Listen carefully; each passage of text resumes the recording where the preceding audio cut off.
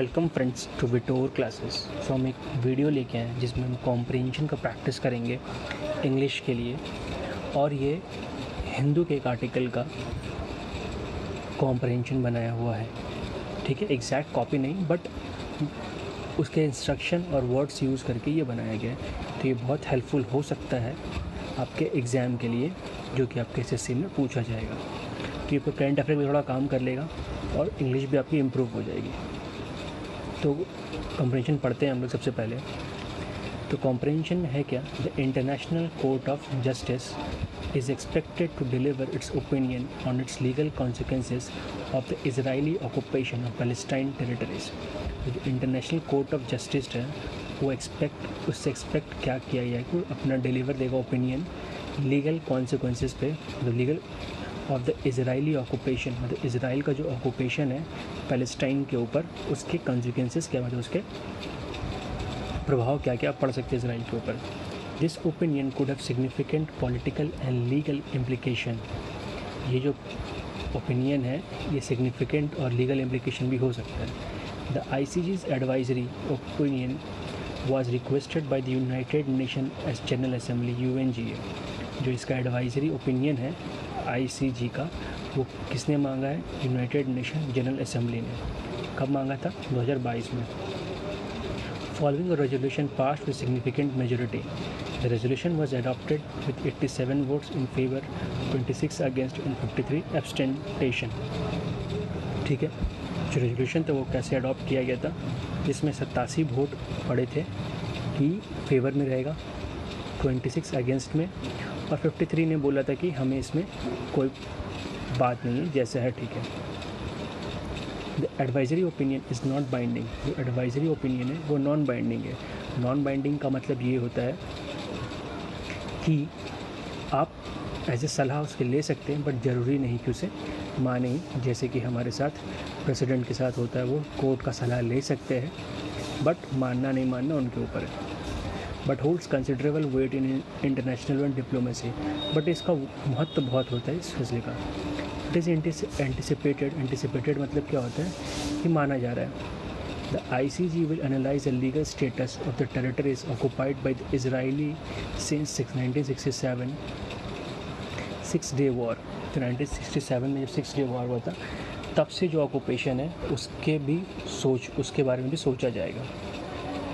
Including the West Bank, इस Jerusalem and Gaza strip, मतलब ये सारी चीज़ें, वेस्ट बैंक भी है, जेरूसलम भी है, गाजा स्ट्रिप भी है। The court will likely examine Israel's action in this territories under the international law. जो कोर्ट है वो चेक करेगा इसराइल का एक्शन क्या है अकॉर्डिंग टू इंटरनेशनल लॉ के अंदर, including 4th Geneva convention which relates to the protection of civilian persons in the times of war. Geneva convention में जो 4th जेनेवा कन्वेंशन है, उसमें सिविलियंस के प्रोटेक्शन के बारे में बात किया गया वॉर के टाइम।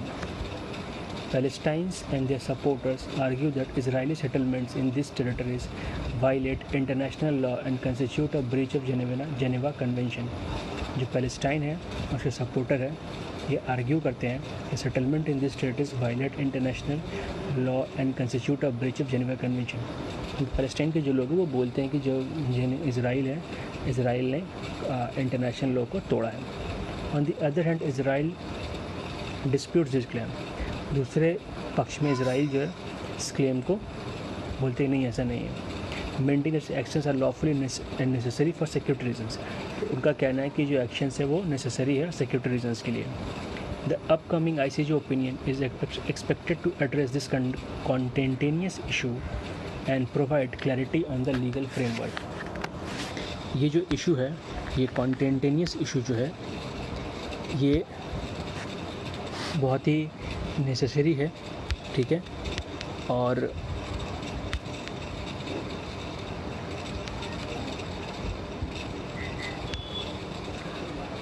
तो जो इशू है, ये जो देखिए कंटेंटेनियस इशू जो है, कंटेंटेनियस का मतलब होता है कि जो बहुत ही बार बातचीत कर लिया, बातचीत मतलब हीटेड आर्गूमेंट, जहाँ पे बहुत बार वार्तालाप हो चुका है लेकिन गुस्से में, इस तरीके से उसको बोलते हैं हम लोग, ठीक है। And provide clarity on the legal framework covering the occupation. और जो ऑक्यूपाई है वहाँ पे, मतलब ऑक्यूपेशन ऑक्यूपाइड जो है, जो कब्जा किया हुआ जगह है, उसके ऊपर क्लियरली बताया किसका हक है। The implication of ICJ opinions could be far reaching। जो implications ऑफ ICJ opinion होगा वो बहुत सारे इसमें बात बन सकते हैं। अब वो पॉलिटिकल इशू है, सिंस हम इंग्लिश पढ़ रहे हैं तो हम उतना जाएंगे नहीं उसमें। It could influence international public opinion, ये पब्लिक ओपिनियन भी चेंज कर सकता है, इंटरनेशनल भी चेंज कर सकता है। Guide the policies of individual state के पॉलिसीज़ बदल सकता है। Impact of the work international organization, जो इंटरनेशनल ऑर्गेनाइजेशन है उसके काम कोई फ़र्क, बहुत सारी चीज़ें हो सकते हैं और भी वगैरह वगैरह बहुत सारे काम होंगे। अब इसके ऊपर क्वेश्चंस बनाए गए हैं कुछ जो आपको एग्ज़ाम के लिए बहुत इंपॉर्टेंट है, तो चलिए इसमें देखते हैं। तो सबसे पहला सिनोनिम्स फाइंड करना हमें, तो पहला है कि इम्प्लीकेशन का सिनोनिम क्या होगा। तो इम्प्लीकेशन का सिनोनिम्स होगा कॉन्सिक्वेंसेस, इम्प्लीकेशन मतलब क्या उसके प्रभाव होंगे।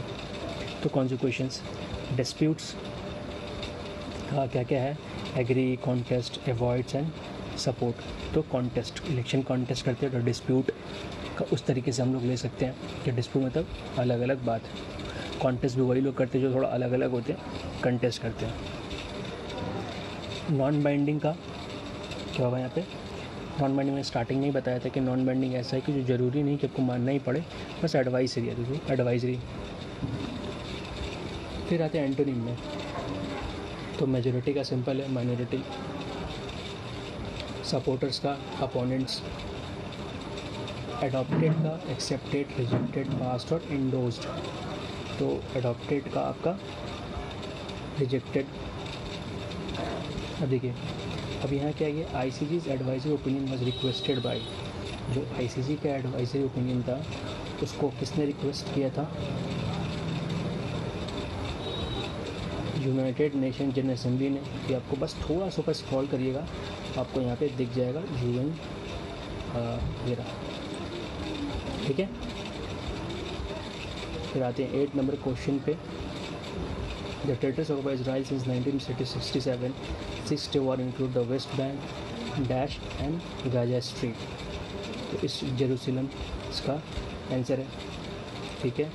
9 में आएंगे, the 4th Geneva convention relates to the protection of dash persons in the time of civilian को प्रोटेक्ट करता है। 10वां है, the upcoming IG opinion is expected to address this issue, address this dash issues and provide clarity. तो कौन से issue है, कंटेंटेनियस मतलब ऐसे इशूज़ जहाँ पे बहुत सारे हेटेड आर्गूमेंट हो चुका है, गर्मा गर्मी हो चुका है। 11 का, it could influence international public opinion, guide the policies of individual state and impact of work of international organization, ठीक है। तो इस तरीके से इस क्वेश्चंस को हम लोग सॉल्व करते हैं। तो जितना ज़्यादा कॉम्प्रहेंशन सॉल्व करिएगा आपके लिए उतना बेटर होगा। तो अच्छा लगा है वीडियो तो like, comment, share and subscribe. देखने के लिए thank you and all the best for your exams friends. और एक चीज़ देख सकते हैं, ये इसके वर्ड मीनिंग्स के लिए आप यहाँ पे क्लिक कर सकते हैं। हर एक वर्ड का जो भी है सबका मीनिंग हमने यहाँ पे देने की कोशिश की है, आप देख सकते हैं। जिसको समझ में ना आए तो यहाँ से प्लीज़ रीड आउट कर सकते हैं। मैं लिंक आपको वीडियो में दे दूँगा इस कॉम्प्रहेंशन के। So thank you for watching and all the best again.